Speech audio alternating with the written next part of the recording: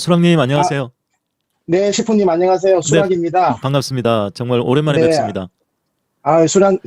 시프님 목소리 들으니까 너무 좋네요. 네, 잘 지내셨죠? 잘, 예, 잘 지내고 있습니다. 네, 수락님 덕분에 저희 또 시사의 네네, 품격에서 인터뷰를 해주신 덕분에 또 저도 많이 알려지게 됐고요. 또 많은 분들이 네네. 좀 희망적인 메시지를 많이, 희망적인 기운을 정말 많이 받았습니다.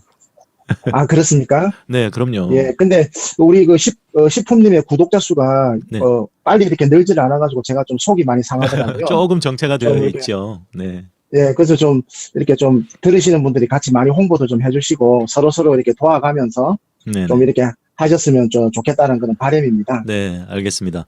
오늘 예, 저와 인터뷰를 하시면서 어떤 내용을 뭐 좀 서머리를 잠깐 해주시면 어떤 내용을 말씀하시고 네, 네. 싶으셨을까요?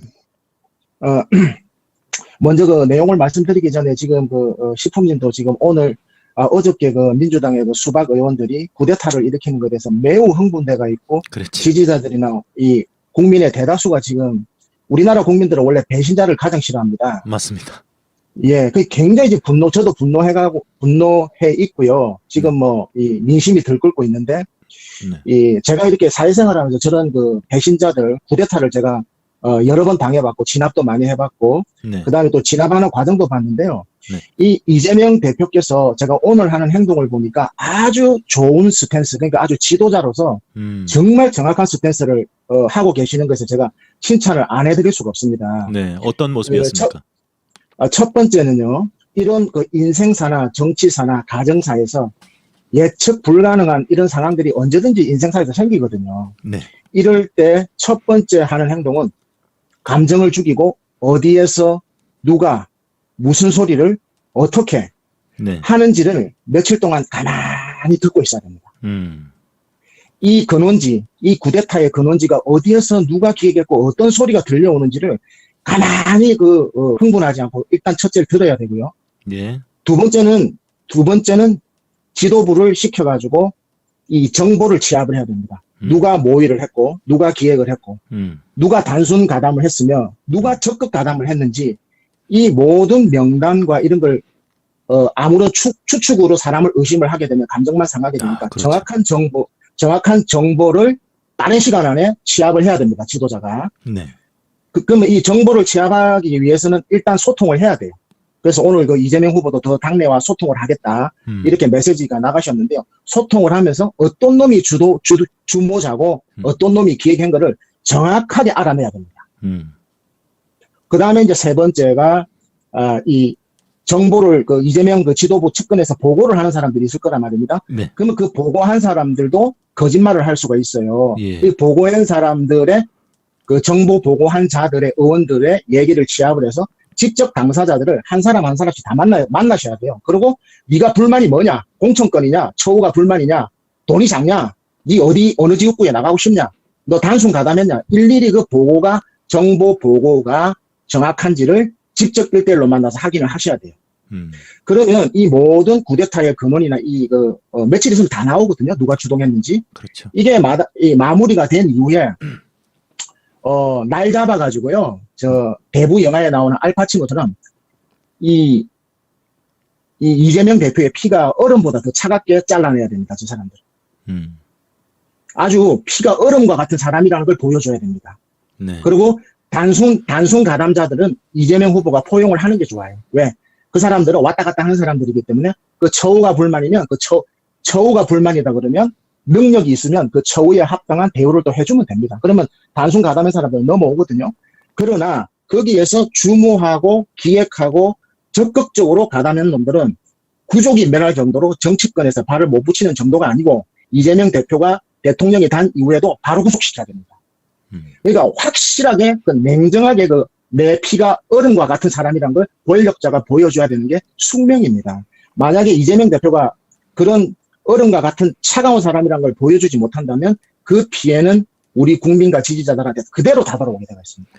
그러니까, 네, 그러니까 처우가 단순 가담자들은요, 처우를 개선해줘가지고, 이재명 후보 쪽으로 끌어오게 되면은, 끌려옵니다. 그렇게 이제, 저는 뭐 늘 이렇게, 직원들이 이렇게 뒤통수 치고 이러면은 전 늘 이런 식으로 제압을 해왔습니다. 일단 정보를 파악을 하셔야 됩니다. 누가 어떤 놈이 정확하게 기획을 했는지 지금 누가 했다더라 이런 설이 아니고 정확한 정보를 취합을 하셔야 됩니다. 그래서 아주 톤다운을 시키고 민생 행보하시면서 당내와 소통을 하겠다. 소통을 해야지 어떤 놈이 주동한 걸 그렇죠. 알아내실 거 아닙니까? 맞습니다. 예. 알아낸 다음에 죽일 때는요, 아주 그냥 맹혹하게 그 권력적 그 권위를 보여주셔야 됩니다. 아마 그렇게 하실 겁니다.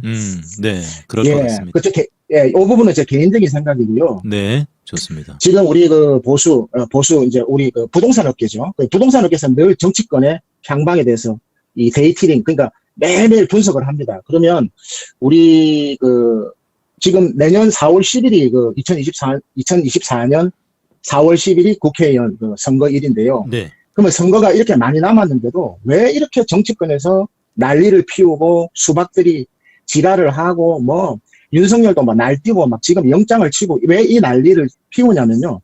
우리가 보수가 분석하는 선거는 지금 이미 올해 구정이 지나고 설명절이 지난 이후 지금 이미 선거가 시작됐다고 보고 있습니다. 그렇죠. 왜냐하면 1987년 헌법이 개정된 이후에 즉 민주화가 이루어지고 난 이후에 큰 선거, 대통령 선거 총선은 1년 전, 선거 1년 전에 민심이 그대로 선거 결과가 나왔다는 데이터가 있습니다.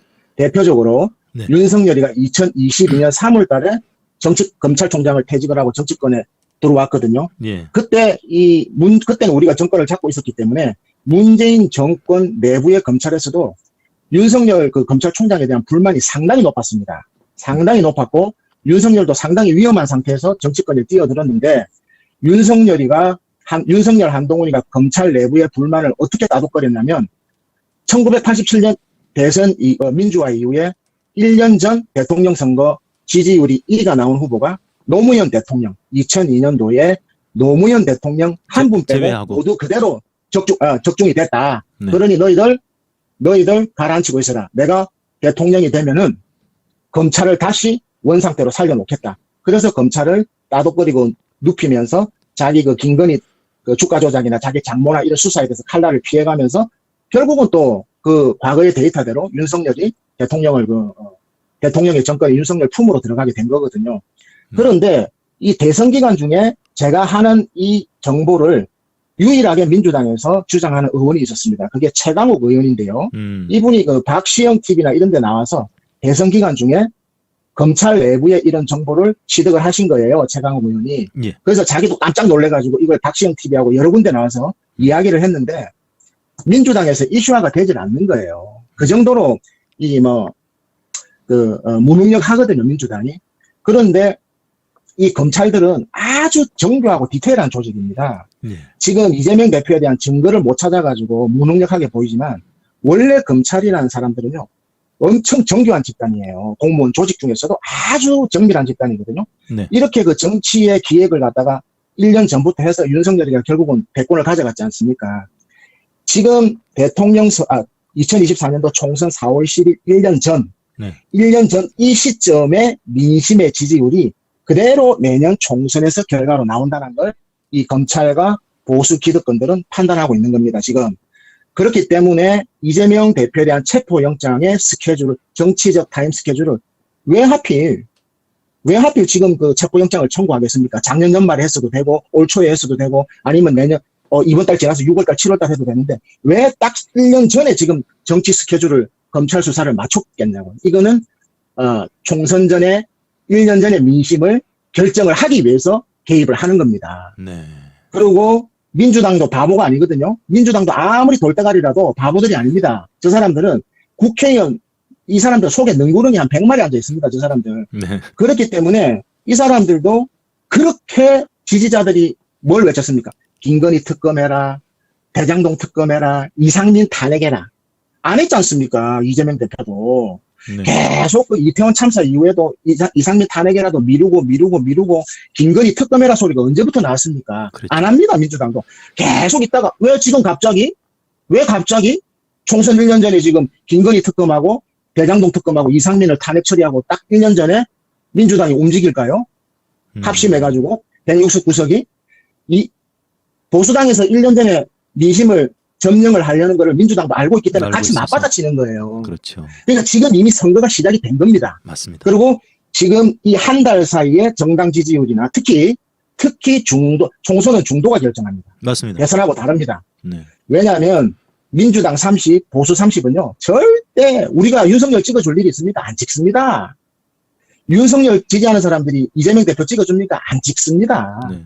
이 중도 40, 그러니까 보수 30, 진보 30의 가운데 끼어가 있는 40%의 중도 민심이 내년 총선을 결정을 하게 돼가 있거든요. 그렇기 때문에 이 중도에 대한, 그러니까 중도에 대한 계속 시그널을 윤석열이가 보내는 거예요. 왜냐하면 정순신 그 학폭에 있는 것도 바로 잘라버리지 않습니까? 네. 이제 극으로 안 나가는 겁니다. 그러니까 바로 잘라버리고 계속 중도층에 대한 호소를 윤석열이가 할 겁니다. 윤석열 바보 아닙니다. 술만 먹고 다니는 놈 아니에요. 그 다음에 이재명 대표도 계속 중도에 대한 그런 어떤 시그널을 계속해서 서로 있죠. 보내는데요. 그렇죠. 그러면서 윤석열이가 지금 바로 지금 대북 살인자 송환시킨 거에 대해서 노영민하고 오늘 바로 또 기소를 했단 말입니다. 네. 뭐냐면 대한민국의 중도들, 대한민국의 중도층이라는 사람들이 가장 싫어하는 게 있습니다. 가장 싫어하는 거는 극좌, 예. 극우는 절대 표를 안 줍니다. 중도. 예.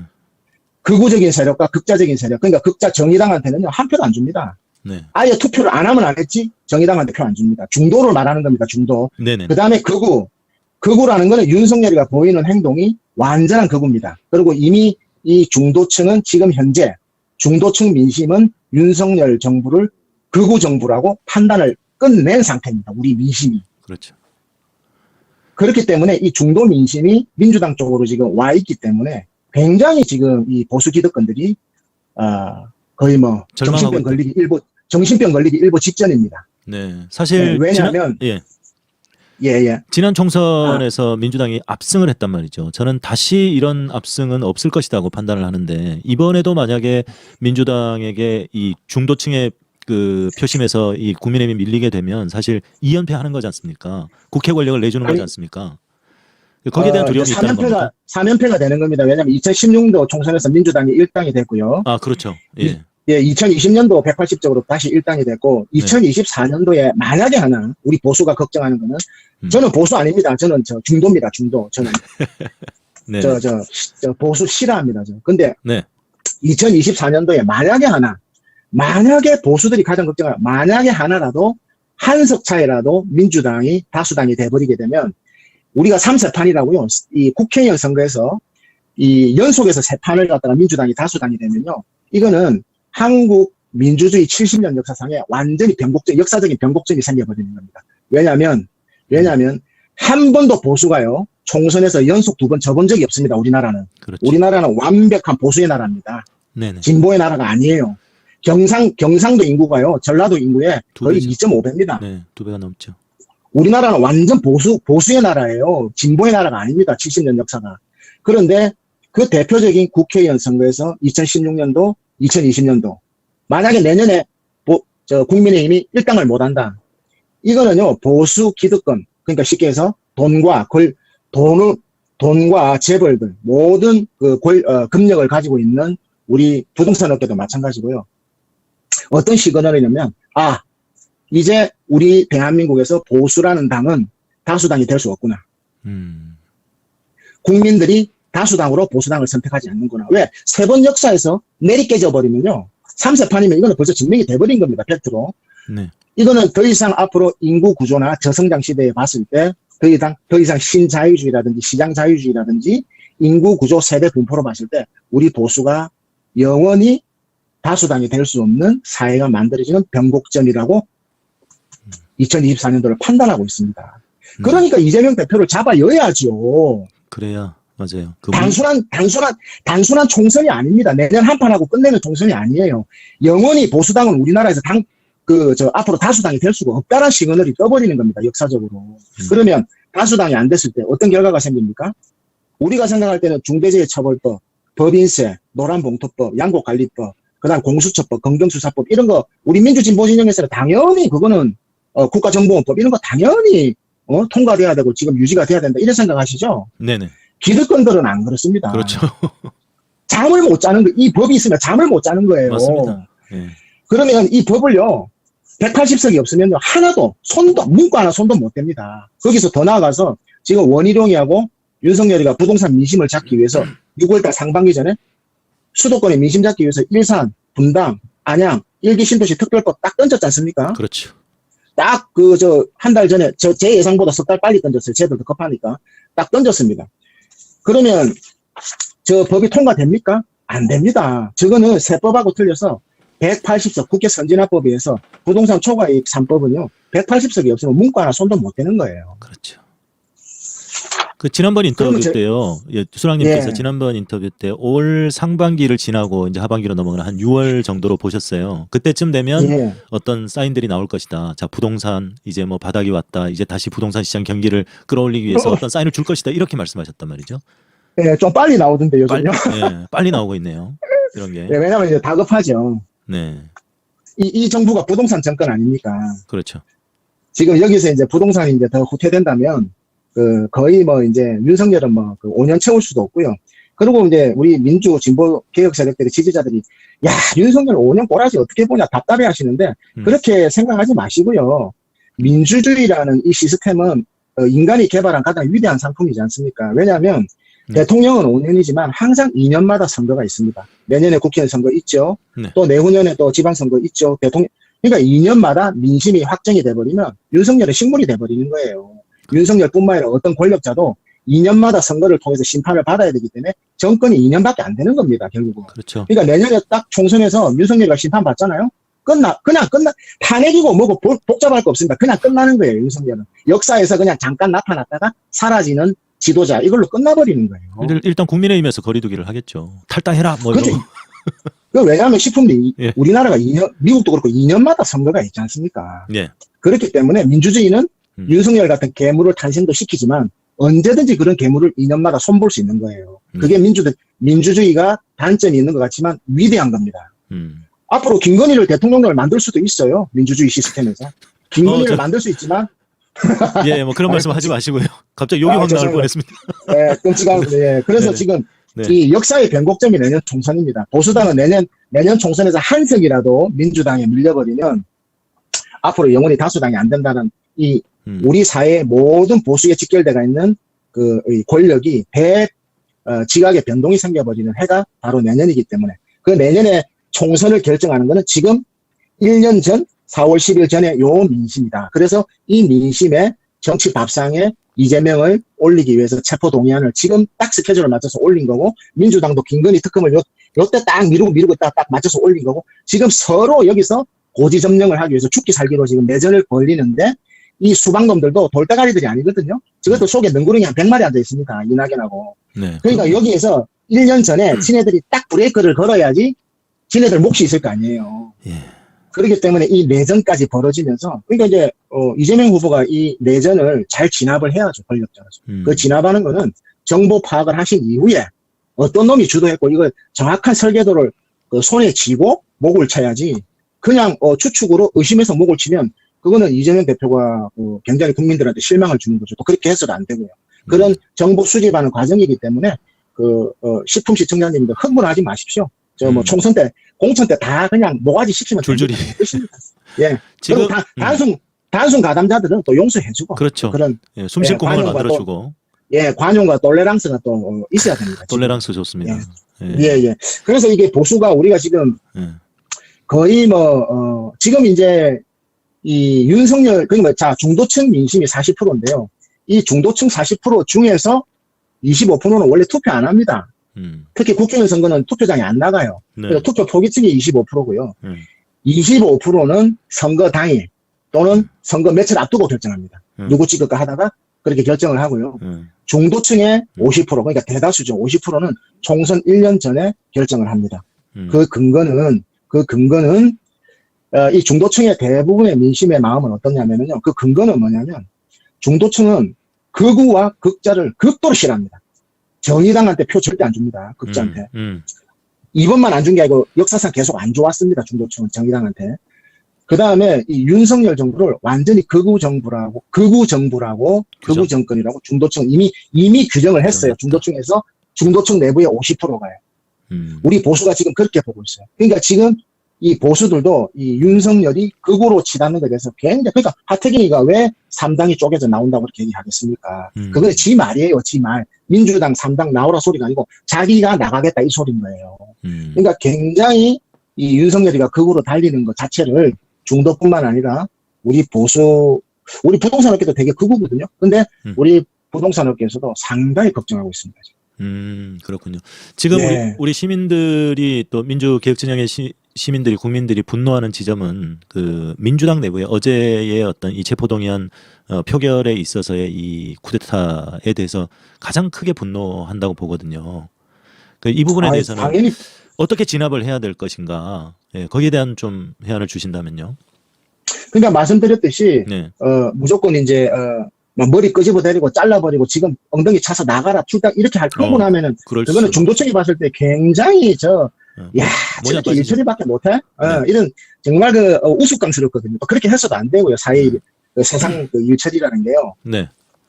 일단은 정보를 완벽하게 이재명 후보가 정확한 보고를 취합을 해야 됩니다. 첫째, 단순 가담자가 누구며 적극 가담자가 누구며 기획한 놈이 누구며 이 배경이 뭐며 이거를 각 지도부를 시켜가지고 소통을 해야죠. 의원들 1대1로 만나면 전부 다 대화를 할 거 아닙니까? 나는 했어, 안 했어, 나는 나는 적극으로 가담 안 했어, 다 시켜서 한 거야. 이런 식으로 이실직고를 한단 말입니다. 영원히 못 숨깁니다, 이 정보를. 그렇죠. 그러면 그 정보를 취합을 해서 이재명 대표한테 보고를 할 겁니다. 누가 주동을 했고. 그러면 그 보고를 100% 믿으면 안 돼요. 왜?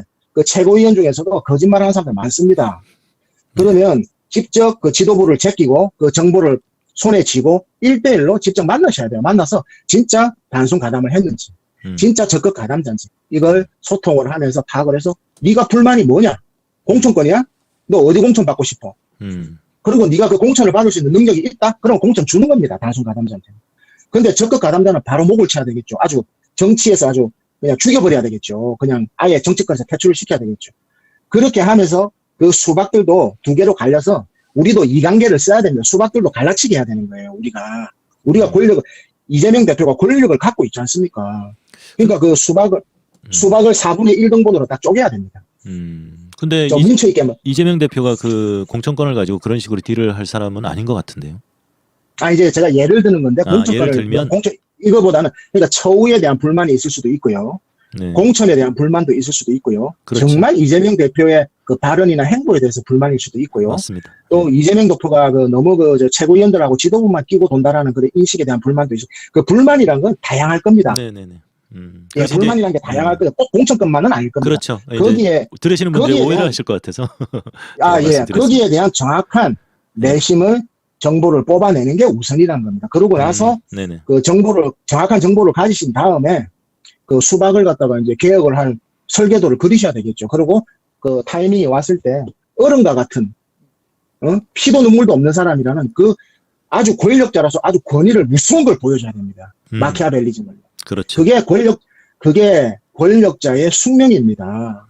그 권력자가 그 태조 이방원이 자기 형제들을 왜 때려서 죽이고 했겠습니까? 그 사람이 권력자이기 때문에 그런 겁니다. 왜? 국민들하고 백성들한테 피해가 가지 않습니까? 그렇게 하지 않으면. 예. 그런 큰 대의를 보시고, 이재명 대표도 어질고 착하고 마음이 여리신 분이에요. 제가 볼 때는. 네.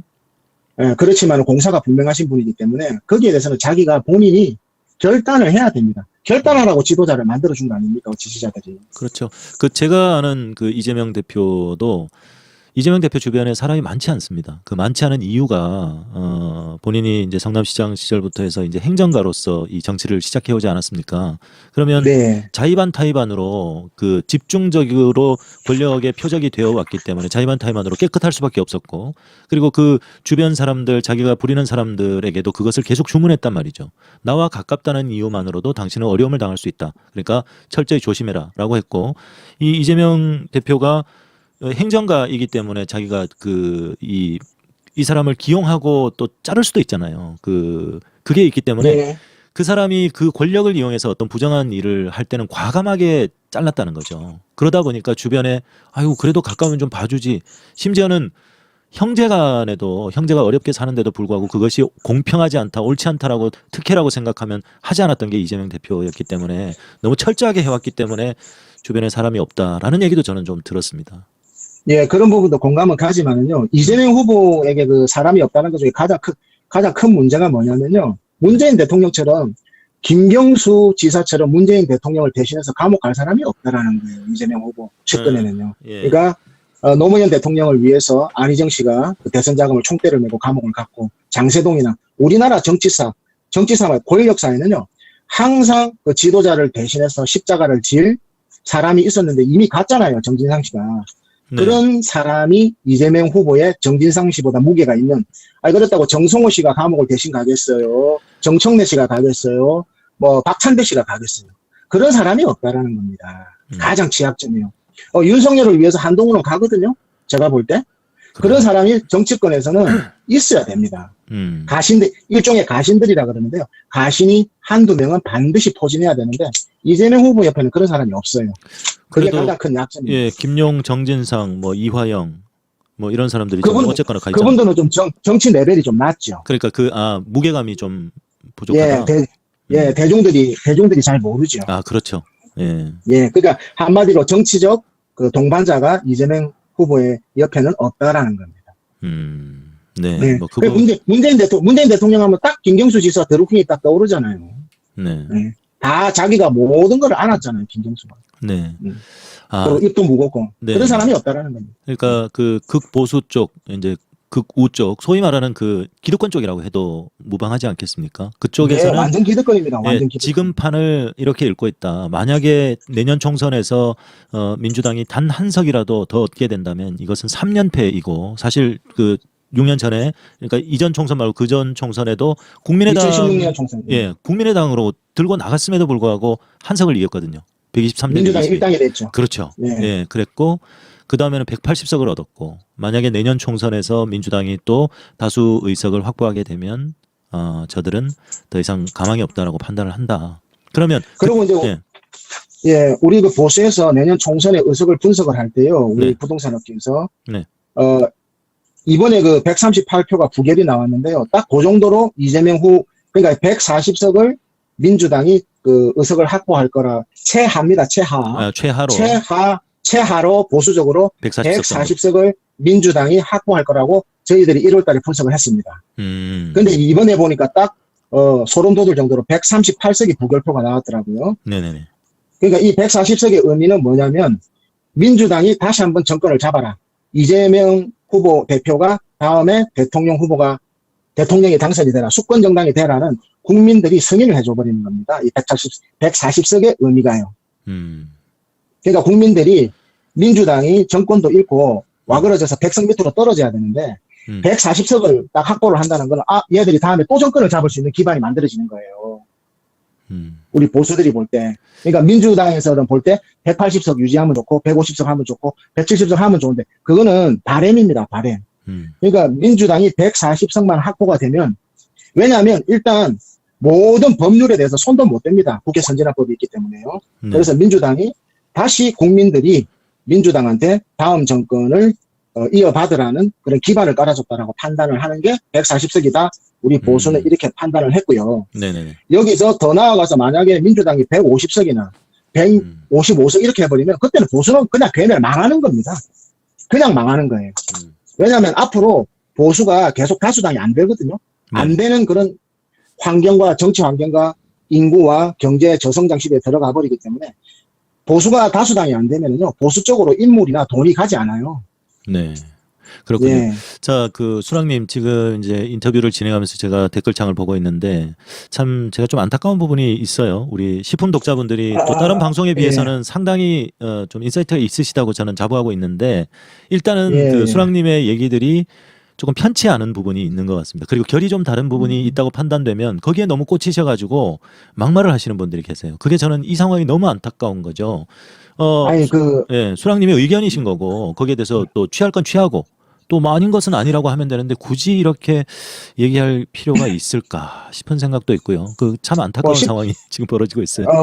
네, 뭐 시품님 입장에서는 그런 부분이 이제 댓글들이 예민하시겠지만 네. 저는 뭐 그런 생각이 다른 사람들에서 그게 뭐 크게 신경 쓰고 인생 사는 사람이 아니기 때문에 그렇습니까? 뭐 언제는 언제는 중도라면서요. 근데 왜 우리 보수가요? 이렇게 말합니까? 말 한마디에 그냥 꽂혀갖고 이렇게 문제 제기를 합니다. 아, 제가 그런 거 이제 좀 예민하게 이렇게 생각 안 하는 성격이기 때문에 제가 이제 또 우리 업계에서도 이렇게 아주 원만하게 잘 지내고 있다는 점 말씀드리고요. 예. 그게 이제 이제 뭐 이제 그 중요하기보다는 그만큼 이제 지금 현재 총선 1년 전에 지금 이미 선거는 시작된 겁니다. 네네네. 그러니까 중도층에서 40%는 1년 전에 결정한 마음을 바꾸지 않습니다. 왜 바꾸지 않냐면요. 윤석열이가 아무리 잘해도 극우 정부한테는 표 안 줍니다. 중도층들. 극우들한테는 표 안 줍니다. 그리고 극좌한테도 표 안 줍니다. 예, 우리나라 국민들 그 중도층 대다수들이요. 그렇게 그 정치에 무관심한 척 하면서, 무관심한 척 하지만도, 하지만은 그렇게 통찰력이 없고, 이렇게 세상을, 이렇게 어눌하게 바라보시는 분들이 아니에요. 우리나라 국민들이. 절대 그렇죠. 한쪽으로 치우친 그런 세력들한테 표 한 표도 안 줍니다. 그러니까 문해력, 리터러시가 조금 떨어지는 분들이 간간히 보여요. 그러면 이재명 대표 보고 죄 지은 게 없는데 감옥 가라는 얘기입니까? 막 뭐 울분을 토하시는데 그 말이 아니잖아요. 나는 감옥 가라는 얘기 한 번도 한 적 없는데. 그러니까요. 그럼 이재명 네, 대표 주변에 왜 사람이 없느냐? 이 사람이 그만큼 청렴하게 살아왔고 철저하게 이 정권의 표적이 되면서도 철저하게 자기 주변을 관리를 해왔기 때문에 그래서 주변에 사람이 참 많이 없다는 얘기를 한다. 거기에 이 대화를 나눈 건데 뭐 죄가 없는데 왜 감옥 갑니까? 감옥 가란 말입니까? 뭐 이러시는 분들 몇 분 계셔가지고 거품 보시는 분들.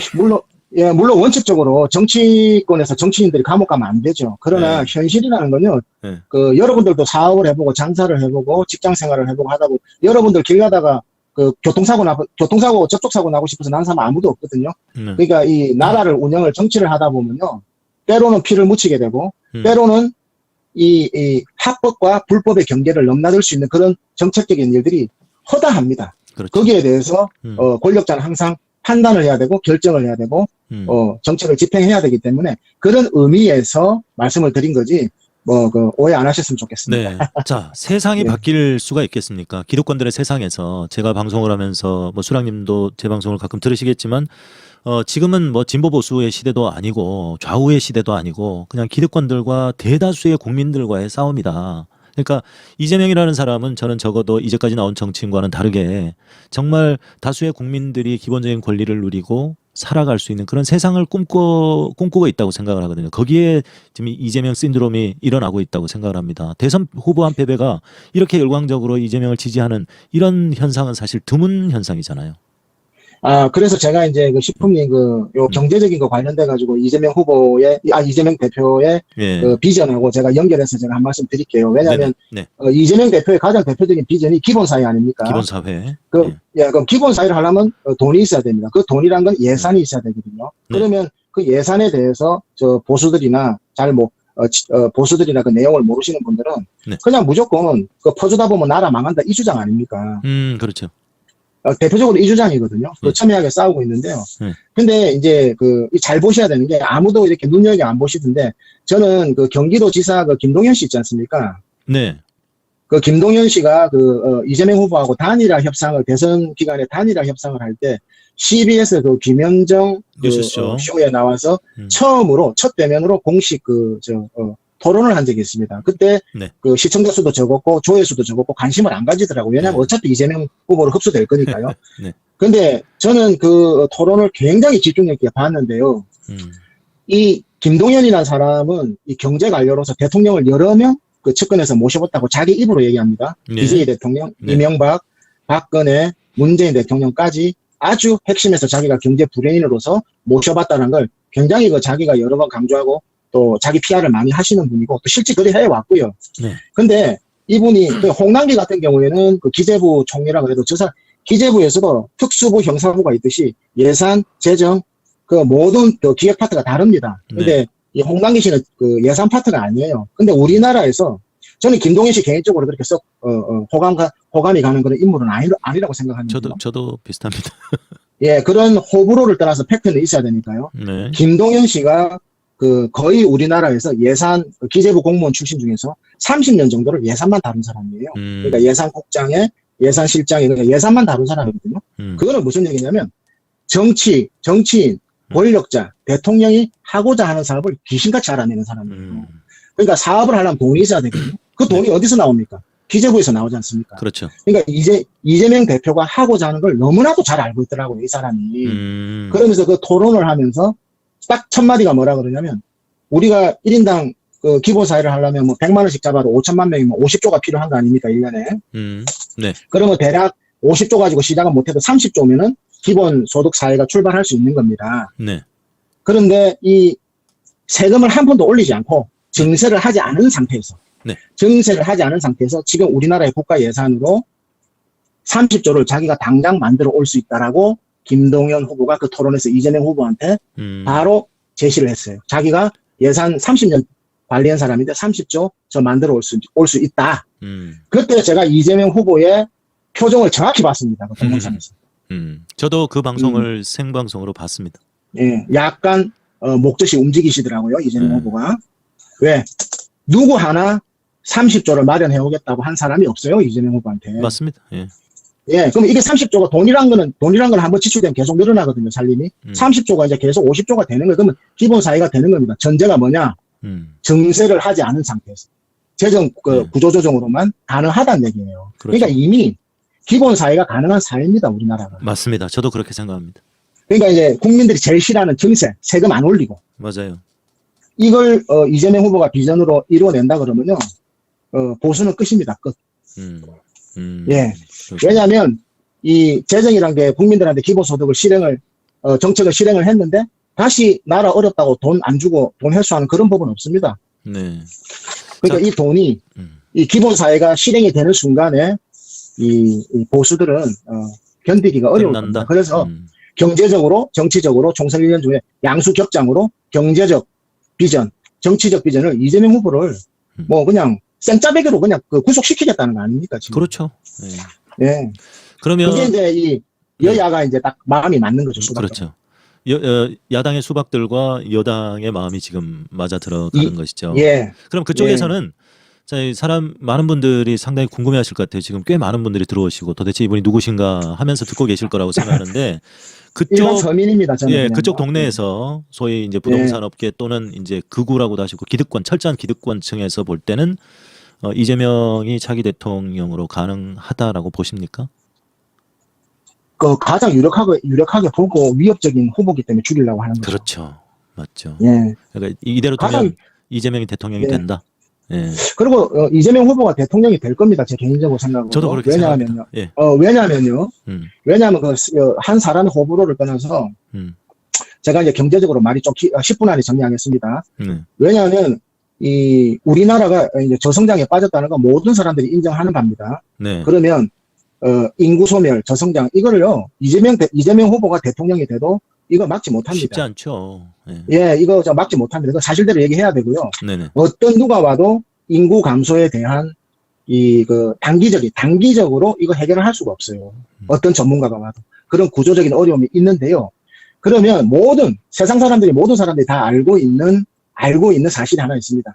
우리나라가 지금 2%에서 2% 성장을 5%, 3에서 5%의 중성장을 유지를 하고 이끌어 나갈 수 있는 방법은 유일한 해결책은요. 네. 삼성전자도 하이닉스도 아니고요. 네. 오로지 남북한 경제 공동체만이 우리나라의 꺼져가는 엔진을 2% 성장을 3%, 5%로 계속 중성장을 유지하면서 6만 불, 7만 불, 8만 불, 9만 불, 스위스의 9만 불로 우리나라가 이제 간다라는 모든 세계적인 경제학자가 다 그렇게 얘기를 하고 있지 않습니까? 그렇기 때문에 오늘의 가장 우리 시청자분들에게는 가장 희망적인 메시지인 것 같습니다. 저도 방송에서 그런 비슷한 얘기들을 많이 하잖아요. 정말 이 대한민국이 사는 길은 새로운 한반도의 시대를 여는 것이다. 그것은 보수 진보를 떠나서 모두가 동의해야 되는 일이다. 우리가 살 길이다. 그런 얘기를 하는데 말이죠. 예, 통일은 힘들고요. 통일 안 해도 됩니다. 홍콩하고 중국처럼 일국 양국제로 나가면 되거든요. 네. 그거를 1970년도에 주장하셨던 분이 바로 김대중 대통령의 고려 연방제인 겁니다. 김대중 대통령의 고려 연방제가 그 선상에 있는 노선인 거거든요. 네. 남북한 경제 공동체가 된다면요, 우리나라 인구 문제 바로 해결됩니다. 그렇죠. 바로 노동력 감소의 문제가 해결되죠. 또. 단박에 해결이 돼버리고요. 네. 그 다음에 이제 더 크게 나가서 네. 우리가 자본주의를 하고 공산주의를 하고 또 러시아가 우크라이나를 침략을 하고 제국주의를 하고 하는 이유가요. 정치의 본질은 시장 확대입니다. 시장 확대라는 거는 자본주의를 확대하기 위해서 계속해서 시장 확대를 하기 위해서 중국하고 수교를 했고 또 동구권하고 수교를 했지 않습니까? 네. 그러니까 이 자본주의의 본질은 진보 보수가 아닙니다. 무조건 시장 확대입니다. 시장 확대. 맞습니다. 시장 확대를 해야지만이 경제가 유지가 되고 먹고 사는 겁니다. 네. 그러면 공산주의의 본질도 생산수단을 자기들이 소유를 하겠다라는 그 경제적인 본질을 공산화하겠다는 걸 가지고 계속해서 공산화를 유지를 하려는 거 아닙니까? 그렇기 네. 때문에 우리가 저성장에 빠진 이 시점에 이 국민들은 이런 구체적인 걸 몰라도 피부로 느낍니다. 아, 먹고 살기 힘들구나. 물가 올라가고 이거 앞으로 희망이 없구나. 그러면 북한이 좋든 안 좋든 무조건 시장 확대를 하는 쪽으로 국민들의 마음은 민심은 흘러갈 거라고 저는 확신하고 있습니다. 개인적으로. 과거 이제 문재인 정부에 대해서도 비판이 많았지만 초기 2016년, 17년, 18년에 이 남북미 정상회담이 이루어지고 정말 이제 우리가 북한과의 어떤 그 위험이 없어지는구나. 우리가 서로 교류하겠구나. 경제 협력을 하겠구나. 그리고 개발 이익을 나누겠구나. 이런 기대에 80% 90% 국정수행평가가 나온 것도 그런 좀 일환이지 않을까 싶어요. 우리 국민들은 예. 남북 문제가 해결이 되면 남북의 어떤 위험 요소가 해결이 되면 우리나라가 잘 살 수 있다는 걸 다들 아는 것 같아요. 그런 그 문재인 대통령의 그러한 협상이 있었기 때문에 전 세계의 자금이 대한민국으로 다 들어왔잖아요, 그때. 네. 그래서 여러분들의 아파트가 3억짜리밖에 안 되는 아파트가 10억이 된 거고, 맞아요. 10억짜리 아파트가 30억이 된 거예요. 뭐 경제를 잘 모르셔가지고 그렇게 얘기하시는데. 예. 그러니까 지금 돈 다 빠져나가고 환율 다 빠져나가니까 여러분들 지금 아파트가 뭐 어떻게 됐습니까, 지금? 박살나고 있죠. 지금 뭐. 그러니까 뭐 천지분간을 못 하는 거예요. 똥인지 대중인지. 이 지금, 대중이라는 것 자체는. 자, 지금 이렇게 얘기를 하시면 매우 기분 나빠하십니다. 방송을 들으시는 분들이 천지분간 못 한다고 하시면. 아무튼. 이거 방송 우리 시청자분들한테 제가 답답해서 이제 말씀드린 건데요. 시장 확대를 해나가야 된다. 넓혀 나가야 된다는 말씀이시죠? 그게 자본주의 본질입니다. 본질이다. 시장 확대. 예. 예, 저는 시장을 확대한다고 하셔가지고 어떻게 확대할 수 있을까? 농담입니다. 예, 예. 좀 분위기 예. 바꾸려고. 그러니까 지금 예. 우리가 그 가스비에는 분노하지 않습니까? 네. 그 관리비에다 내 눈앞에 딱 그 찍혀가 나온 가스비에 대해서는 분노를 하게 되가 있는데요. 네. 그러나 우리나라가 지금 2% 성장도 지금 힘들다고 지금 다 얘기하지 않습니까? 2% 성장이 내 생활과 내 부동산과 내 주식과 내 월급과 내 직장에 어떤 영향을 주는지를 체감을 못 하시는 겁니다. 대다수가. 그냥 눈으로 딱 보이는 가스비에만 분노하고 노여움을 사시는 거예요. 네. 자, 그러면 2% 예. 예. 네, 말씀하세요. 예. 2%. 제가 한마디로만 딱 말씀드리면요. 지금 2% 성장을 우리가 못 하지 않습니까? 네. 1차적으로요. 그 강남에 있는 건물, 상가, 상업용 빌딩, 상가, 토지, 온전치 못할 겁니다. 온전치 못하다는 거는요. 떨어졌다 다시 오르는 거 앞으로 일어나지 않을 겁니다. 저는 15년 동안요. 부동산 예측에 대해서는 제 주변에서 저는 거의 자신하지만은요. 거의 오차가 없었습니다. 2% 경제 성장률이 의미하는 거는요. 상업용 부동산, 오피스, 상가, 토지요. 네. 영원히 회복이 불가능할 겁니다. 근데 주택시장은 주택시장은 완전히 다릅니다. 네네네. 주택시장은 완전히 달라요. 아파트하고요. 그러나, 왜냐면 경제 성장을 못 하는데 누가 공장을 짓고 누가 상가를 하고 누가 장사를 하고 사무실을 임대를 하고 누가 월세를 내고 하겠습니까? 그동안은 우리 대한민국이 그래도 어쩌니 저쩌니 해도 지금까지는 10년 평균 3%의 경제 성장을 한 번도 빠짐없이 계속해서 해왔단 말입니다. 물론 IMF나 코로나 때 잠깐 마이너스 성장을 했지만 평균적으로 3% 성장을 꾸준하게 어떤 정부든지 해왔었거든요. 네. 그러나 지금은 그것이 경제 구조상 완전히 불가능하게 이미 들어갔어요, 우리나라. 네. 자, 이제 조금 죄송합니다. 잠깐만 끊어서. 예. 그걸 앞당긴 게 이제 윤석열 정부입니다. 윤석열이가 1년도 안 됐는데 정말 많은 것을 해내고 있습니다. 이 어려운 걸 해내고 있습니다. 1년 그러니까 이제 이렇게 폭망을 중국하고 무역 마찰을 일으키면 성장률이 떨어지는 거 당연한 거 아닙니까, 그거? 그리고 단 한 번도 이 30여 년 됐지 않습니까? 중국과의 교역이 단 한 번도 네. 무역 수지 적자를 기록한 적이 없었거든요. 근데 지난 네. 5월부터 지금 적자를 기록하고 있습니다. 대중 무역 수지 적자. 그러니까 이제 중국에서 저기 이제 한국을 이제 길들이기도 하는 거지만은요. 이제 중국도 이제 한국 물건을 점차적으로 이제 안 사게 될 겁니다. 왜냐하면 그 내수 시장이 14억이라는 인구가 있기 때문에 그 사람들은 그 미국의 아쉬운 소리 하면서 수출할 그런 그 마음도 없고 수출할 나라도 아니에요. 앞으로는 수출할 일도 없어요. 왜냐하면 자기들 내부에서 하면 다 먹고 삽니다. 네, 아파트 언제쯤 사면 네. 좋을까요? 아주 좋은 질문 나왔습니다.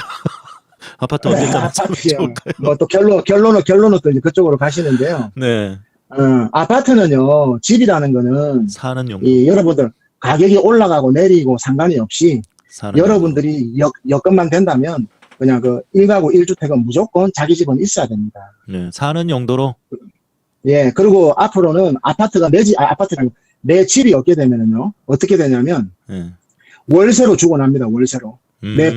내 직장생활 내 수입의 상당수가 월세로 다 빠져나갈 겁니다. 그렇군요. 그러니까 예, 대부분이 우리가 1인당 국민소득이 3만 불, 4만 불, 5만 불 되면 잘 사는 거 아니냐? 네. 그렇지 않습니다. 우리 식품님도 이태리 유학하시고 유럽에서 생활해 보셔서 알겠지만 예. 우리보다 대한민국보다 지금 1인당 국민소득 잘 산다라는 그 의미는요, 우리나라보다 물가가 훨씬 높다라는 걸 의미하는 거예요. 그럼요. 잘 살아서 그 사람들이 잘 살아서 잘 사는 게 아니에요. 예. 그러니까 상위 10%가 돈을 몇십 배로 더 벌어가지고 평균을 나누니까 90%는 수익이 그대로인데 10%가 잘 살아서 국민소득이 올라가는 거지 100%가 골고루 잘 살아서 국민소득이 올라가는 게 아닙니다. 그렇죠. 예, 이탈리아, 프랑스 가면 소매치기 조심해야 되고요. 예, 구걸하는 사람들 많고요. 미국도 마찬가지고 그렇습니다. 예. 네, 이제 앞으로 우리나라도 지금 이미 거기에 접어들었어요. 왜냐하면 2% 성장을 못 하잖아요. 그러면 이제 2% 성장을 못 한다는 거는 모든 분야에서 다 마이너스 난다는 얘기죠. 그러니까 소비자 물가 지수는 더 높고 인플레이션은 더 높고. 그러니까 실질 마이너스 성장입니다. 네네네. 그렇죠. 예, 그러면은 모든 분야에서 이익을 못 내기 때문에 그러면 끝나는 거죠, 뭐 경제. 일본보다 더 참혹하죠. 왜? 일본보다 왜 더 참혹하냐면요. 일본이란 나라는 인구가 1억 2천만 명입니다. 1억 2천만 명. 네. 우리나라보다 2배 더 많아요. 왜냐하면 1억 명이 넘으면요. 아무리 굶어 죽어도 일본은 수출 안 해도 예, 자기들끼리 내수 시장이 돌아가요. 근데 우리나라가 5천만 명이 인구도 주는데 저성장이다? 그 부동산 어떻게 되겠어요? 특히 상업용 부동산. 네. 저 강남 사거리에 있는 건물들도요. 온전치 못할 겁니다. 예.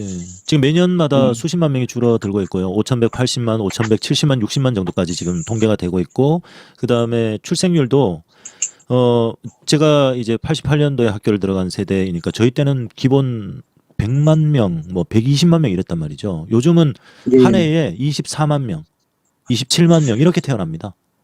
그러니까 인구학자들이 다 말씀하시는 게 지금 2023년도에서 우리나라가 2040년도, 그러니까 딱 20년의 시간이 주어져 있습니다. 그러니까 20년이 차마 못 되는 거죠. 네. 우리 국민들한테 우리나라의 20년 안에 이 인구 구조를 개선할 수 있는 시간이 주어져 있습니다. 그렇죠. 이 20년 안에 이 대한민국이 인구 구조를 해결을 못하게 되면 그때는 뭐 종말이 사라지는 거죠. 뻔한 거죠. 예, 네. 뻔한 겁니다. 네. 그러니까 이 20년 안에 단기간에 인구 해결 못합니다. 네. 그러니까 2, 30년 안에 예. 이 상태로 간다면 2, 30년 안에 진짜 한 2천만 명 정도가 줄어들 수 있다라고 예측을 합니다. 실제로. 예, 그거는 데이터 통계가 딱 나와 있습니다. 네. 출산율이 0.78로 줄었습니다. 0.8대에서 작년 출산율이 0.78입니다. 네. 전 세계 OECD 국가 중에서 가장 최하위이거든요. 네. 참 심각합니다. 20년 안에 해결을 해야 됩니다. 우리 정치권에서. 그렇죠. 자, 조금 깊게 들어가 볼까요? 경제 얘기를 하셨는데 사실 왜 국민들이 이 민주당 정부 또 문재인 정부의 특히 후반기에 국민들이 많이 분노하셨는가? 코로나 상황 초기에는 사실 문재인 정부의 이 코로나 초기 대응이나 이런 것들로 사실 그 혜택을 받았단 말이죠. 잘한다고. 예. 근데 그게 이렇게 길어질 줄 몰랐고 거기에 대한 그 대응 이제 시민들에게 뭐 소상공인 자영업자 손실보상이라든지 국민들에 대한 지원금이라든지 이런 것들이 부족했단 말이에요. 그래서 다른 나라 선진국들은 어떻게 하고 있고 어떻게 돈을 찍어내고 어떻게 국채 발행을 하고 어떻게 예산을 만들어서 국민들을 살리고 있는가. 결국 그게 끝나면 지금 이연준의 금리 인상이 베이비 스텝, 빅 스텝으로 계속해서 올랐던 것처럼 그러면 다른 나라도 따라 해야 되잖아요. 우리나라도 지금 이 기준금리가 격차가 생기지 않았습니까? 이걸 어떻게든 맞춰 나가야 될 건데 지금 이 정부가요.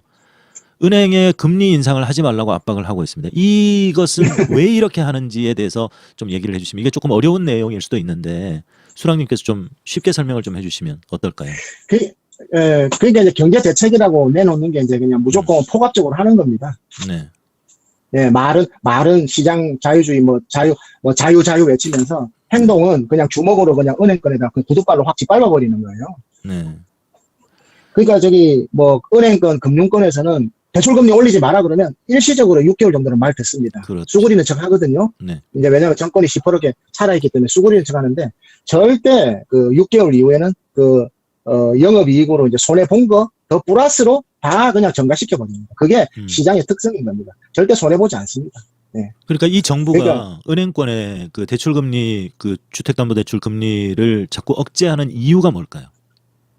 아니, 이제 금리가 올라가면은 그 민심이 흉흉하지 않습니까? 네. 특히 부동산 관련된 금리가요. 그렇죠. 그러면 민심이 흉흉하면 자기들이 윤석열이가 그 정도는 바보가 아니다 말입니다. 그렇기 때문에 그런 그 무리수를 쓰면서까지 금융권의 대출금리를 자제를 하라고 그렇게 이제 오다를 내리고 이렇게 하는 건데요. 시장은 중요한 그렇게 움직이지 거는, 않는다.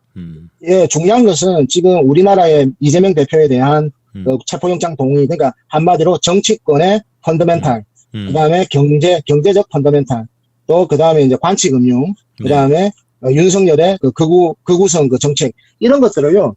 S&P라든지 피치라든지 무디스라든지 3대 신용평가, 그다음에 각 기관의 국부펀드에서 전부 다 채점을 학생 생활기록부처럼 다 하고 있습니다. 그럼 이것을 갖다가 언제 채점 결과표를 한국에 던지느냐? 이제 경제 위기가 오면 그때 던지는 거죠. 지금은 딱 그대로 두고 있다가 이제 경제 위기가 오면, 그래서 이제 한국이 지금 윤석열이가 한 이 모든 경제 정책을 한꺼번에 비를 맞을 겁니다. 예, 소나기를. 네. 빨리. 그러니까요, 이 보수 정부는 2% 이상의 경제 성장률을 지금 윤석열이가 만들어내지 못하게 되면은, 한국은 정말 절망입니다, 절망. 예. 진짜 이거 뭐, 절망 정도가 아니고, 거의 뭐, 인구도 적은 나라가 경제도 성장을 못한다? 절망입니다, 절망. 네. 자, 오늘 참 많은 말씀들을 해주셨는데, 네. 결국은 우리 또 독자분들이 원하시는 것은 저들도 부동산. 이재명이 대통령이 될 것이다라고 예측을 하고 있다는 겁니다. 그러면 이 이재명이라는 정치인을 우리가 지켜내서 사용하기 위해서 우리 시민들이 어떻게 해야 될 것인가. 그리고 이제 부동산은 사실 뭐 저는 사실 관심이 별로 없어요. 없는데 언제 네. 집을 사야 할까요? 라고 얘기를 하시는데 그것도 뭐 잠깐 얘기를 해주시고요. 예, 이제 부동산 얘기하면 막 귀가 쫑긋해지거든요. 네, 자 그러면은 자 집은 언제 사면 되겠습니까? 빠밤. 네. 이거 제가 이렇게 지금 말하면 파장이 굉장히 클 텐데요. 아, 그래요? 그러면 예. 해주지 마세요. 예, 파장이 엄청나게 좀 있을 겁니다. 아, 그래요? 예, 예. 그래서 제가 그러니까 상가는 제가 상가하고 상업용 건물로 이미 말씀드렸고요. 네. 근데 이제 주택에 대해서는 제가 이제 말씀을 안 드리는데 한 가지 이제 정리하고 마무리를 하겠습니다. 네. 이번에 일기 이제 그러니까 이 수도권에서 제일 관심이 있는 게 재건축입니다. 재건축. 왜냐하면 지금 수도권이 굉장히 대다수 아파트들이 오래됐거든요. 네. 그래서 재건축에 되게 관심들이 많으세요. 근데 그걸 알고 이제 일기 신도시 특별법이라는 걸 이제 원희룡이가 발표를 하면서 네. 지금 이제 이렇게 쭉 이제 민심이 이렇게 쭉 간을 보고 있거든요. 네. 그런데요, 제가 엄마 아파트를 예를 들게요. 엄마 아파트요? 이 재건축을 엄마. 제 발음 이번에 정확했지 않습니까? 아니요, 정확하지 않았습니다. 나는 엄마 아파트인 줄 알았어요. 은마 아파트. 네. 예. 아이고, 참. 네, 죄송합니다. 네. 지난번에도 이걸로 놀렸는데. 네, 은마 네. 아파트. 네. 네, 이제 뭐 대표적인 거니까 이해하기 쉽게끔 제가 예를 들어드리겠습니다. 그 네. 엄마 아파트를 재건축을 하는데 가구당 뭐 크게는 7억씩 그 분담금을 내야 됩니다. 근데 엄마 아파트 그 소유자 중에서요, 그 7억 현금 가지고 있는 분들 몇 명 안 계십니다. 제가 알기로는. 그렇겠죠. 그리고 또 두 번째, 예. 이 분양가 상한제라 그래서 아주 고급 아파트를 50층으로 이쁘게 아주 지어도요, 분양가 상한제라 그래가지고 이익을 그렇게 못 주게 돼가 있어요, 기존 법률이. 또 세 번째는 만약에 분양을 해서 대박이 났다. 대박이 나서 7억 부담하고 또 7억이니까 앞으로 공사비가 내려가진 않습니까? 또 잘못되면은 땅 파다가 물 나오면은 추가 그 공사비가 또 나올 수도 있습니다. 그러니까 그 7억이라는 건 잠정적인 건데요. 그러면 모두가 바라는 대로 엄마 아파트를 신축했을 때 대박이 났다. 그래서 몇십억이 들어왔다. 그럴 일도 없겠지만요. 네. 그 들어오게 되면요, 1억 이상에 대한 초과이익 한수라고 해서 그 3천만 원에서 이번에 바뀌었는데 바뀌지도 않았습니다. 이제 법률 개정도 안 됐으니까. 네. 그러니까 3천만 원 이상의 그 초과이익 금액에 대해서는 50%를 국가에서 환수하게 되어 있어요. 네네. 그러면 당락이 기하고 당락이 것이기 때문에 당락이 볼 거 없거든요. 재건축 이것 되고 저것 되면요. 재건축을 할 수가 없습니다. 그러면 엄마 아파트가 그런데 일기 신도시 특별법, 말이 특별법이지 이 내용은 싹 다 빼놨어요, 지금. 그러니까 근본 뿌리를 다 빼놓고 뭐 50층 용적률 해주겠다, 어때 인센티브 주겠다 말만 하고만 있지 이걸 다 빼놔버렸거든요. 왜? 이걸 책임을 서로 안 지려는 거예요, 민주당, 국민의힘이. 그건 국민의힘이 일기 신도시를 던졌단 말입니다. 민주당에서도 총선이 있기 때문에 이 수도권 눈치를 봐야 되기 때문에 이 법을 안 받을 수가 없어요. 받는 척 하면서 여야 정치권들이 아주 잘하는 게 있습니다. 아주 잘하는 게 뭐가 있냐면요. 머리 맞대가지고 법안을 완전히 일기 신도시 특별법 통과될 겁니다. 통과되는데 법안을 완전히 누더기로 만들어버릴 겁니다. 네, 원래 여야 정치권들이 그렇게 잘합니다. 중대재해처벌법요. 완전히 누더기로 만들어버리죠. 검경수사권 조정 완전히 누더기로 만들어버리죠. 공수처법 완전히 누더기로 만들어버리죠. 원래 여야들이 이런 걸 잘합니다. 말은 특별법 해드리겠습니다 해놓고 딱 둘이 앉아가지고 재건축 3법에 대해서는 손도 안 대고 실질적으로 재건축을 못하게 해주면서 그냥 우리는 통과했습니다 하고 그 아파트 주민들이 받아보면 이 조건으로는 도저히 재건축을 할 수 없는 조건을 법안을 딱 들이밀어버려요. 여야가 딱 손을 잡고요. 아마 그렇게 딱 할 겁니다. 그렇군요. 그러면 지금 우리 부동산 업계에서 가장 불만이 뭔지 아세요? 윤석열이가 대통령이 됐지 않습니까? 이거 중요한 얘기인데 대통령이 됐습니다. 대통령이 됐으면 지금 부동산 가격이 대폭 하락을 했단 말입니다. 그러면 이 부동산 가격이 대폭 하락을 해서 경기도 안 좋고 건설업계도 안 좋기 때문에 다음에 부동산 상승 사이클이 오게 되면 다시 수도권을 기반해가지고 주택가격이 불안정해질 수 있지 않습니까 싶으니. 네, 그렇죠. 그러면 자기가 국회 소수당이기 때문에 이재명 대표를 영수회담을 해서 모셔서 이 대표, 우리 정치권에서 지금 부동산 가격이 대폭 하락해가 있는 이 시점이 부동산 공급을 늘릴 가장 정확한 시기입니다. 부동산 공급을 늘리되 외곽에다 짓는 게 아니고 가장 질 좋은 수도권 서울의 강남이나 강북이나 아주 위치가 좋은 입지 좋은 데에 아주 질 좋은 주택을 국민들한테 공급을 할 시기가 가격이 하락한 이 시점입니다. 그러면 이 공급을 하기 위해서는 재건축 3법에 대한 대폭적인 협조와 손질이 있어야 됩니다. 이 대못을 뽑아야 되는데 이 대못이란 거는 150석으로도 되지 않고 180석에 민주당의 협조가 없으면 이게 불가능합니다. 이 대표 도와주십시오. 우리 국민들한테 아주 질 좋은 주택을 신축 아파트를 공급을 합시다. 부동산 가격이 하락한 이 시점에 그것이 건설 경기를 되살리고 내수시장을 되살리는 국민을 위한 길이 아닙니까? 라고 기대를 하고 있었어요. 근데 그런 머리가 돌아갑니까? 그러니까 부동산 업계에서 그런 걸 요구하고 원한다는 거지 않습니까? 야당의 협조가 그렇죠. 없으면 안 되니까. 그죠? 예. 근데 그렇게 되면 이재명 대표도 인간이기 때문에 100%는 못 들어줘도 50%는 협조를 해줍니다. 해줄 것이다. 예. 그리고 또 해준 역사가 있습니다. 문재인 대통령이. 문재인 당대표 시절에 재건축 초과이익 3법에 대해서 그 2년간 유예해주는 네, 박근혜에 그렇죠. 합의를 해준 적이 있어요. 맞습니다. 예. 근데 지금은 이재명 대표가 민주당에서 해주겠습니까? 윤석열이가 이렇게 나오는데요. 그래서 우리 업계에서 윤석열을 극으로 판단을 하는 겁니다, 지금. 네, 뜬금없이 우리 어떤 분께서 품격님 민주당은 뭉치지 않으면 끝입니다. 부동산도 다 의미 없어요. 뭉치는 유튜브를 합시다. 이게 저는 어떻게 뭉치면 좋을까요? 부동산 경기가 계속해서 죽으면요, 예. 국민들 다 죽습니다. 왜 다 죽냐면요, 우리나라의 1년 GDP가 2,000조인데요, 부동산 시가총액이 거의 1경 7조에 가까운 2,000조의 7배에 가까운 부동산 시가총액입니다. 그 1경 7조에 대해서 1년에 거래되는 평균량이 4에서 5% 정도가 거래가 되거든요. 토지, 공장, 아파트, 건물. 예. 그러면 그 4에서 5% 정도가 우리 2,000조 GDP의 거의 70%를 차지합니다. 내수시장에. 그 돈이 유통속도, 통화 승수가 일어나면서 우리 내수시장에 이 곳곳으로 돈이 다 스며드는 가능해요. 그러면 부동산 거래가 지금처럼 안 되고 계속해서 부동산 거래가 안 되고 부동산 죽죠. 그냥 내수시장은 멸망입니다. 멸망. 그렇기 때문에 이 구조상 그렇게 이루어져가 있기 때문에 이 정책 당국이라든지 정치권에서도 왜 자꾸 부동산 규제를 풀고 난리냐, 그대로 돌아 해도 경제를 살리기 위해서 어쩔 수 없이 눈물을 머금고, 예, 왜냐하면 대다수 부동산을 살리는 게 아니라 국민을 살려야 되지 않습니까? 국민을 살려야죠. 돈을 돌게끔 만들어야죠. 부동산에 믿지만.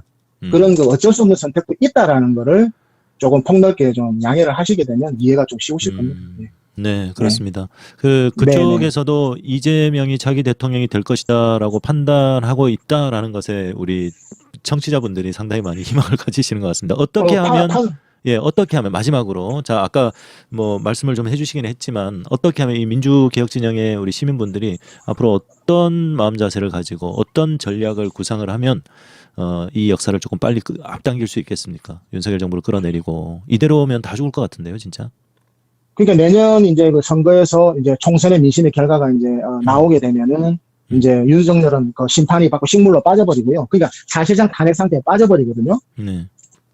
그리고 국민의힘은 180석을 얻지 않으면 저 사람들은 의미가 없어요.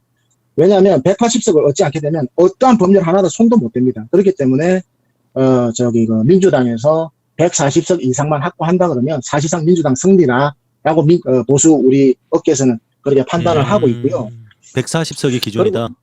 예. 그러니까 다음 총선에서 민주당이 최소 140석 이상을 얻게 되면 다음 정권은 민주당이 해라라고 국민들이 허락하는 것이다라고 분석한다는 거죠. 예. 국민들이 다시 인정을 하는 그런 의미고요. 그다음에 이제 국민의힘 145석, 민주당 145석 균형이 딱 나오게 되면 국민의힘이 여당이기 때문에 아무런 균형엔 의미가 없습니다. 그러니까 국민의힘이 균형적으로 딱 나오게 되면 국민의힘은 식물로 빠져버립니다. 왜냐하면 아무것도 못 하거든요. 네, 아무것도 못하는 정당에 누가 국민들이 보수라 그래도 기대를 계속해서 해 나가겠습니까? 거기에다가 한석이라도 민주당이 다수당이 돼버리면 그때는 진짜 끝나버립니다. 네. 그러니까 민주당이 압도적인 내년 총선에서 압도적인 승리를 가지기 위해서 지금 상황을 이제 우리 지지자들이 어떻게 정리를 해야 되느냐는 거죠. 어제의 어떤 대규모 이탈 사태, 이 쿠데타, 수박들 쿠데타 이런 것들을 우리 시민들이 어떻게 바라봐야 되는지 그 얘기를 한번 정리를 해주시고 마무리하면 좋겠습니다. 이제 이재명 대표가 이제 쿠데타를 진압하는 과정을 좀 흥분하지 말고 차분하게 좀 지켜보면서요. 네네네. 끊임없이 이제 윤석열을 극우로 판단을 했기 때문에 윤석열이 극우라는 걸 주변에다가 널리 알리셔야 되고 또 실제로 윤석열 극우 맞습니다. 극우란 거를 알려야 되고 총선의 결과는 정치에 약간 무관심한 중도에서 결정을 하실 겁니다. 네. 중도에서 결정을 할 것이다. 근데 중도의 대부분은 윤석열 정부를 사실 지금 중도가 거의 떠났다고 볼 수 있거든요. 48.6%를 얻었는데 지금 30% 초중반이 나오고 있다는 것은 한 15% 정도가 이미 떠났다. 윤석열 정부를 지지했던 15% 정도가 떠났다는 얘기이지 않습니까? 예, 그렇죠? 중도도 떠났지만은 우리 보수들도 지금 되게 우리 부동산 업계에서도 불안하게 생각하는 게 윤석열을 극우로 판단을 했어요. 이미. 예, 이미 올 1월 달에 최종 판단을 했습니다. 자, 윤석열 정부의 수명은 어느 정도까지 갈 거라고 보십니까? 올해 안에도 뭔가 이 사단이 큰 일이 날 거라고 생각하십니까? 뭐 제가 점쟁이는 안 해서 모르겠지만은요. 네. 여하튼 선거적으로 보면 내년 총선에서 결과 나와서 민주당이 다수당이 한석이라도 다수당이 돼버리면 윤석열은 끝나버립니다. 그렇겠죠. 네, 끝납니다. 네. 지난 그대로 마무리가 돼버립니다. 네, 지난 대선 직후에 수락님께서 인터뷰를 해주신 것이 이슈가 됐었어요. 여러 방송에서 소개를 하고 그때 정말 모두가 시리에 빠져 있을 때 너무 걱정하실 필요가 없다. 지금 저쪽에서는 지금 벌벌 떨고 있다. 지금 대통령이 2명이 나왔다고 생각한다. 이 정도의 정권 교체가 훨씬 높았잖아요. 60%, 65% 정도 됐잖아요. 그러면 최소한 선거에서 한 10% 내지 15% 정도는 이겨야 되는 게 정상인데 0.73으로 졌다는 것은 저들은 우리가 원하는 것을 아무것도 얻지 못하겠다라는 어떤 그런 두려움에 떨고 있다. 그 얘기가 참 신선했었거든요. 아니 시품이 현실적으로도 그 얘기가 맞지 않습니까? 왜냐하면 이 대선 이후에 이재명 대표가 국회의원 개항에서 당선이 되고 대표로 당선이 되지 않습니까? 네. 대표가 당선된 이후에 예산안을 보세요. 예산안. 이재명 대표가 다 주물렀어요. 네. 지역 화폐 그러니까 예산안을 갖다가 다 주물러 가지고 윤석열이가 할 수 있는 게 없고 거의 민주당에서 예산을 다 좌지우지 해버렸거든요. 맞습니다. 예. 윤석열이가 완전히 경로에가 뒤집어졌다는 거 아닙니까? 경로하셨어요, 대통령께서? 그때 완전히 윤석열 완전히 뿔 따고 나가지고 이거 근데 지가 어떻게 할 수 없는 거예요. 그러니까 실질적인 돈을 가지고 있는 사람이 이재명 대표예요. 그러니까 대통령이 2명이죠.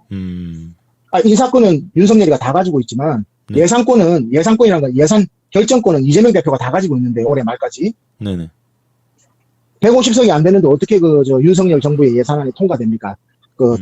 불가능하죠. 그러니까 이재명 대표가 이거 해라 저거 해라 하니까 다 끼워준 거 아닙니까? 그러니까 실제로 대통령은 2명인 거예요, 현재도. 맞아요. 지역화폐 예산도 다시 확보를 했고, 그죠? 아니, 법인세도 확 내려야 되는데, 네. 1%밖에 안 해줬잖아요, 그것도. 그러니까 막 보수들은요, 폭발인 거예요, 지금. 왜냐면, 중요한 거는 돈이지 않습니까, 돈. 근데 그 돈을, 예산권을 국회 대통령인 이재명 대표가 딱 잡고 있는데요, 지금. 그러니까 이재명 대표는 이 국회의 권력을 가지고 있는 다수당의 당수로서의 역할을 하면 된다. 꿋꿋하게 해 나가면 된다. 이번 예산안에서 그걸 보여줬지 않습니까? 예. 그러니까 실제 국회 대통령이 이재명 대표인 거죠. 그래서 이 나라의 대통령이 2명이다. 인사권은 행정부의 모든 행정부가 인사권은 윤석열 대통령이 가지고 있지만, 그러니까 나라를 운영하는 예산 결정권에 대해서는 이재명 후보가 결정적인 권력을 갖고 있는 거예요. 네. 그러니까 대통령이 2명인 거예요. 그러면 윤석열이가 지지율이 지금 한 60% 간다. 그러면 이재명 민주당을 압박을 해가지고 야 예산안 통과해라. 근데 지금 지지율이 저런데 누가 말 듣습니까? 야당 정치인이. 그렇죠. 예. 저는 이재명 말씀하세요. 그러니까 보수들이 자기 뜻대로 안 되는 거예요. 정권을 받았는데 빨리 법인세도 내리고 막 부동산 법도 다 풀고 예산도 그냥 자기들 시장 경제로 다 풀고 해야 되는데 뜻대로 되는 게 하나도 없는 거예요. 네. 안 되죠. 왜? 국회에서 통과가 안 되는 거예요. 맞습니다. 저는 이재명 대표가 차기 대통령이 될 것이다라고 보는 견해에서 저는 이재명 대표의 확장력이 무한하다. 자, 우리나라는 아까도 비슷하게 말씀하셨지만 진보다라고 하는 사람보다는 보수라고 하는 사람들이 훨씬 더 많단 말이에요. 근데 이재명 대표는 훨씬 더 합리적인 보수에 가까운 사람이거든요. 보수죠. 예, 그렇기 때문에 확장력이 있다고 보는 거죠. 보수하고 진보를 구분하는 것이요. 네. 그 세금 기준 아닙니까? 그러니까 쉽게 해서 법인세 21에서 25% 요 사이를 왔다 갔다 하는데 우리나라가요. 네네. 21%로 가는 사람들이 보수고, 그 다음에 25%로 가는 사람이 진보지. 우리나라가 언제 법인세가 27%, 8% 된 적이 있습니까? 그러니까 그 사이에서 왔다 갔다 하는 거예요. 그러니까 똑같은 미국처럼 보수입니다. 민주당이. 근데 민주당 진보 아니에요. 진보 아닙니다. 그러니까 최고 구간 25%에서 23%, 22% 내리고 이렇게 하면서 결국은 그 부족분을 다수의 국민들에게 근로소득세라든가 이런 거 인상하면서 채워왔지 않습니까? 지금 수년 동안 노동자들의 이 근로소득세라든가 노동자들의 세금이 거의 60% 이상 올랐어요. 저는 박정희 정권이 이제 김재규가 이제 12.6 때 이제 거사를 일으킨 게 원인이 김영삼 제명이다. 김영삼 제명으로 인해서 부마 사태가 발생이 돼가지고 민심이 안 좋았기 때문에 김재규가 거사를 했다. 이렇게 대부분 알려져 있지 않습니까? 네. 근데 이제 저희들은 그렇게 보지 않고요. 이 부동산업계에서는 77년도에 박정희 대통령이 뜬금은 없지만 부가세를 도입을 해버립니다. 그러니까 부가세를 10%를 때려버리니까 이 장사를 못 하는 거예요. 그러니까 나라가 민심이 흉해서 막 부마 사태까지 그게 연결이 돼버린 거거든요. 그 세금을 갖다가 철옹성 같은 박정희 대통령도 세금을 부가세를 10%를 때려버리니까 나라가 뒤집어져 버리는 거예요. 그래서 77년도 부가세 도입 이후에 그것이 11.6하고 연결이 됐기 때문에 전두환이가 그걸 겁을 먹고 일본식으로 부가세를 2%로 내리려고 했던 겁니다. 그러니까 이 어떤 권력자도요, 이 국민 대다수가 사용하는 그 물품에 대해서 세금을 소주값이나 가스비 이렇게 올리고요. 무사한 역사가 없습니다.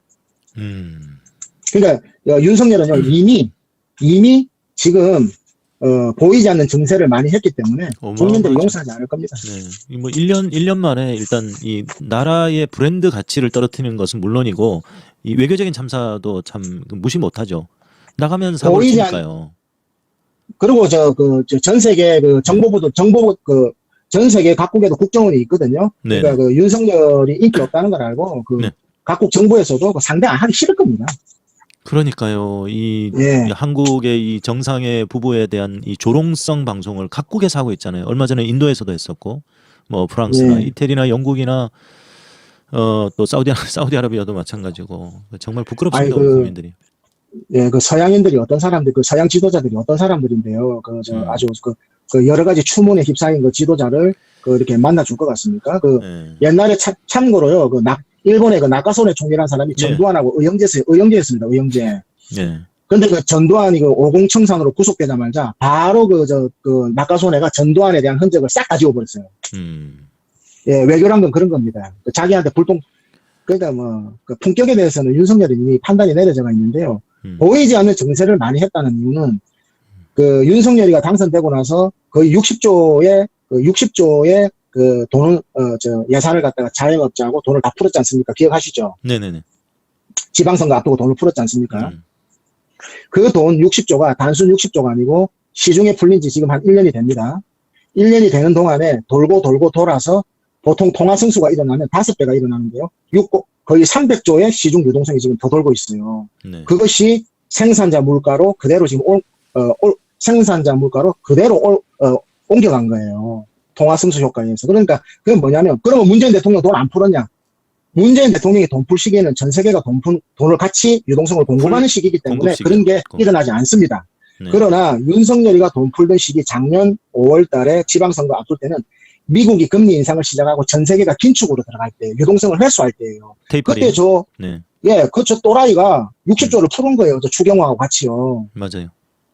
아니, 긴축을 하는데 지 혼자 풀었다니까, 60조를요. 그러니까요. 그게 단순, 그러니까 그 60조가, 예, 말씀하세요. 그 60조가 시중에서 도는 시간이 있거든요. 예. 그 도는 시간이 6개월에서 한 1년 정도인데, 그 6개월과 1년 사이에 지금 통화 승수 효과가 일어나서 60조가 한 300조가 돼버리기 때문에 시중의 물가가 같이 덩달아 올라버리는 겁니다. 예. 그렇기 때문에 긴축을 할 때는 돈을 푸는 게 아니에요. 맞습니다. 제 말이요. 그 대선 전부터 해가지고 지금 풀어야 된다. 이게 마지막이다. 라고 할 때 문정부는 그걸 잠궜었고 윤석열이는 대통령 되자마자 끌어와가지고 제가 풀겠습니다 하고 풀어가지고 지금 돈을 풀지 말아야 할 때 풀었다는 얘기를 하시는 거죠.